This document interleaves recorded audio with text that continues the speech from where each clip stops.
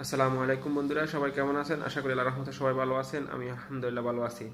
আজকে যে বিষয়টা নিয়ে কথা বলবো সেটা হলো যে জামাতে ইসলাম যদি বিলুপ্ত হয়ে যায় তাহলে কি তাদের জন্য ভালো হবে নাকি খারাপ হবে। তো আমি ভিডিওর সর্বপ্রথমে বলে নিচ্ছি যে আসলে আমি জামাত ইসলামের দলের এবং তাদের নেতাকর্মীদের সমালোচনা করার যোগ্য নয় এবং সমালোচনা করতে চাইতেছি না, কিন্তু আমার ক্ষুদ্র কিছু বিশ্লেষণে বর্তমান প্রেক্ষাপটে জামাত ইসলাম নিয়ে কিছু কথা বলতে চাই।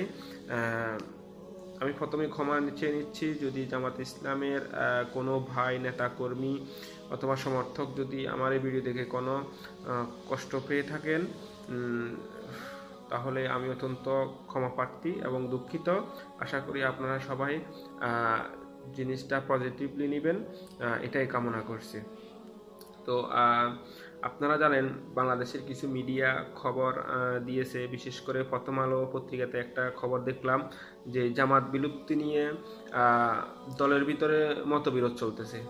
আসলে আমরা যদি আরও পিছনে ফিরে যেতে চাই, এই জামাত ইসলামের যেই বাংলাদেশের রাজনীতিতে আসলে তাদেরকে নিয়ে একটা কথা আছে যে বাংলাদেশের স্বাধীনতার পক্ষে তারা কাজ করে নাই অথবা বিপক্ষে কাজ করেছে, স্বাধীনতার পক্ষে তাদের মুক্তিযোদ্ধাদেরকে সাপোর্ট দিল না। এই জন্য আসলে জামাত ইসলামকে আজ পর্যন্ত সমস্ত দিক থেকে, বিশেষ করে সরকারি দল আওয়ামী লীগ থেকে এক ধরনের তাদেরকে ঘায়েল করে তাদেরকে চাপে রাখতেছে এই জিনিসগুলা বলে। তবে আমি একটা জিনিসই বলবো যে আমরা যারা মোটামুটি জামাত ইসলামের রাজনীতি দেখছি, প্রত্যক্ষ করি, এখনও যে জামাত ইসলামের নেতাকর্মীরা সরকারের বিভিন্ন জুলুমের নির্যাতনের শিকার হয়েছে, এটা বাস্তব কথা। তো আমি আজকে যে কয়েকটা পয়েন্ট বলবো সেটা হলো যে আসলে আমরা অনেক দিন ধরে শুনছি অথবা বিভিন্ন জামাত ইসলামের নেতাকর্মী থেকে ভিতরে বাহিরে অনেক কথাই প্রচলন আছে যে যদি সরকার জামাত ইসলামকে নিষিদ্ধ করে তাহলে জামাত ইসলাম আরেকটা অন্য দলে আসবে, অন্য রূপে আসবে, আরেকটা দল গঠন করবে। তো এখন আমার যেটা মনে হয় যে জামাত ইসলামের যারা শীর্ষ পর্যায়ের নেতাকর্মীরা আছেন তাদের ভিতরে এবং আলোচনার টেবিলে একটা কথা আছে যে আসলে জামাত ইসলামকে তারা নতুন রূপে ডেলে সাজাতে চাইতেছেন যে আমরা জামাত ইসলামের নামটা বিলুপ্ত করে নতুন নামে আসব, নতুন রূপে আসব, এবং আমাদেরকে আসলে যে মিথ্যা কোনো অপবাদ স্বাধীনতার যুদ্ধের সময় যেই অপবাদটা আমাদের উপরে দেয় সেই অপবাদটা আমরা নিতে চাই না, এবং আমরা আসলে নতুনভাবে বাংলাদেশের মানুষের কাছে পরিচিত হতে চাই, নতুনভাবে রাজনীতি করতে চাই, মানুষের মঙ্গলের জন্য রাজনীতি করতে চাই। এখন আমার কথা হলো যে আসলে এখানে একটা কথা বলে রাখি যে জামাত ইসলামের উপরে 1971 সালের সময় যুদ্ধ সংঘটিত সময় যেসব অভিযোগ করা হয়, আসলে আমি দৃঢ়ভাবে বিশ্বাস করি এর একটা অভিযোগও সত্য না, সব বানোয়াট, সবই একটা কাল্পনিক কথাবার্তা। কারণ আপনারা যারা নতুন প্রজন্মের আছেন আপনারা সবাই জানবেন যে এই স্বাধীনতার পর থেকে 1971 সালের পর থেকে আজ পর্যন্ত বাংলাদেশে জামাত ইসলামের একটা নেতার বিরুদ্ধে কোথাও কোনো এক পয়সার দুর্নীতির অভিযোগ নাই, কোথাও কোনো খারাপ কাজের সাথে জড়িত হওয়ার কোনো অভিযোগ নাই, কোথাও কোনো নারীবাজি করার সময় কোনো তাদের কোনো অভিযোগ নাই, কোথাও কোনো মাদকের সাথে জড়িত হওয়ার কোনো অভিযোগ নাই। তাহলে স্বাধীনতার পূর্বে যাদেরকে দেখে এখনকার প্রজন্ম যে জামাত ইসলাম অথবা ছাত্রশিবির রাজনীতি করে তারা কি এসব কাজ করেছে? এগুলো কি বাংলাদেশের মানুষ বিশ্বাস করে? এবং এটা কি বাংলাদেশের মানুষ বিশ্বাস করে না? এখন এটা কখনো সত্য না। তারপরও এটা তো সত্য, বাংলাদেশ জামাত ইসলামী স্বাধীনতার পক্ষে অবস্থান নেয় নাই, বিপক্ষে অথবা তারা সমর্থন দেয় নাই। তারও একটা যৌক্তিক কারণ আছে। বিভিন্ন সময় জামাতের শীর্ষ নেতা কর্মীরা কিন্তু এর একটা ব্যাখ্যা দিয়েছে যে কেন আমরা সদ্য জন্ম নেওয়া একটা নতুন দেশ, মুসলিম দেশ পাকিস্তান ভেঙে আমরা আসলে ইন্ডিয়ার পেটে চলে যাব। এখন বর্তমানে সেটাই হইতেছে। তো যা হোক, সেটাও অন্য বিষয়। তো আমি এখন এটাই বলবো, বাংলাদেশের জামাত ইসলামের যে এখন একটা প্রেক্ষাপট, বিভিন্ন দিক থেকে জামাত ইসলামের উপরে যে একটা চাপ যে একটা প্রেশার ক্রিয়েট করা হইতেছে। তো আমি মনে করি বর্তমান প্রেক্ষাপটে জামাত ইসলামকে আসলে কৌশল অবলম্বন করা অত্যন্ত জরুরি। কারণ আপনারা সবাই জামাত ইসলামের বাংলাদেশের সকল ইসলামপন্থী দলগুলা কিন্তু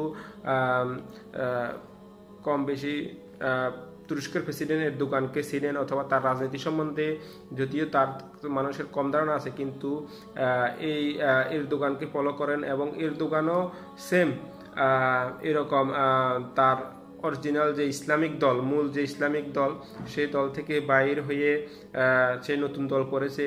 আমার মনে হয় যদি আমার তথ্য ভুল না হয়ে থাকে, তাহলে আমি যতটুকু জানি উনি একবার না 2-3 বার কিন্তু হয়তো দল চেঞ্জ করছে, দলের নাম পরিবর্তন করছে, নতুন দলে আবার আসছে। তার মূল ইসলামিক দল যেটা, সেটা এখনও রয়ে গেছে।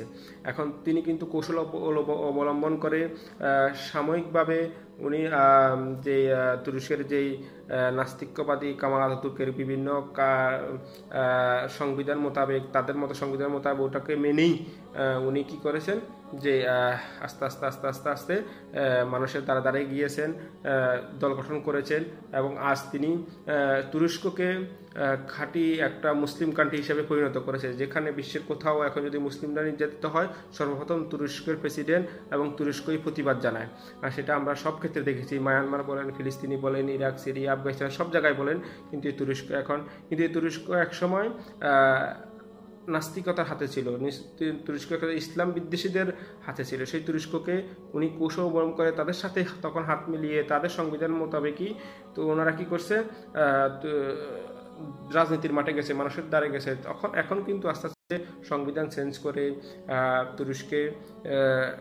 তুরস্কের কথা বলতে গেলে অনেক কথা বলা যায়। তাহলে আপনারা, আমি মনে করি যে জামাত ইসলামী নেতারাও, আমি যতটুকু জানি জামাত ইসলাম পার্টি এবং তুরস্কের যে একে পার্টি আছে, এরদোগানের পার্টি আছে, তাদের সাথে একটা ভালো সম্পর্ক আছে। ওনারা তুরস্কের দোকান থেকেও অনেক পরামর্শ নিতে পারেন। যে আমি মনে করি যদি জামাত ইসলাম এখন তাদের উপরে যে বিভিন্ন ধরনের অপবাদগুলো আছে, ওগুলা থেকে এই জামাত ইসলামকে যদি ওনারা বিলুপ্ত করে নতুন একটা দলে, নতুন একটা নিয়মে যদি আসে, এবং এটাও বলতে চাই যদি তাদের কোনো আমরা জানি তা জামাত ইসলামের কোনো খারাপ অন্যায় কামের সাথে জড়িত ছিল না মুক্তিযুদ্ধের সময়, তারপরও ওনারা যদি জাতির কাছে ক্ষমা চায়, তাহলে আমি মনে করি ক্ষমা কিন্তু উদারতা। ক্ষমা যদি আপনারা চান, তাহলে এটা জাতির জন্য, আপনার জন্য, সবার জন্য ভালো হবে।